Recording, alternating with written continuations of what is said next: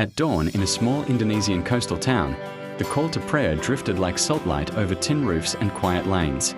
Aulia swept her doorway with a tired smile, while Harris counted coins not to hoard them, but to measure hope. They were ordinary, unnoticed, stitched into the day like shadows that know their place. Across the market, Salsabila sold nothing but patience. She listened to griefs poured like rain into her palms, then walked home lighter, though her basket stayed empty. Nearby, Norful mended sandals with thread of trust, humming verses he barely knew by heart. In alleys scented with clove and rain, life moved without applause. One evening, the mosque lanterns glowed amber. Old Malik, whose back bent like a question, spoke softly to those who lingered. He did not thunder, he breathed a truth. The Prophet said, "I looked at paradise and found poor people forming the majority of its inhabitants, and I looked at hell and saw that the majority of its inhabitants were women." Silence fell, not heavy, but awake. Aulia felt the words settle like seeds.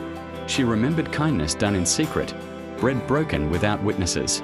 Harris remembered his anger when hunger sharpened him, and how restraint had saved him more than wealth ever could. Salsabila felt a sting, not of blame, but of warning, a mirror asking for gentler reflections. Norful heard mercy calling him to stitch his days tighter. Time passed like tide, floods came, then receded. Aulia shared her rice until it vanished, yet peace grew. Harris forgave a debt and slept soundly for the first time in years. Salsabila learned to guard her tongue from fire and dress her intentions in humility. Norful carried gratitude like a lamp through storms. Years later, when the town rebuilt itself with bamboo and prayer, stories spread of unseen hands lifting roofs, of tears turning to bridges. People said paradise begins where pride ends, and hell is born where mercy is starved. They did not argue numbers, they counted hearts. On a final dawn, the sea lay still as glass. The market breathed again, ordinary faces shone, not with gold, but with grace. They understood the saying not as a sentence, but as a compass. Poverty had polished them, warning had softened them, and choice had crowned them. Over time, the people learned a sacred rule. The path to light is quiet, humility keeps the soul upright, and abundance begins with listening. Children named Ziad and Amira chased kites stitched from old pages, laughing like wind bells.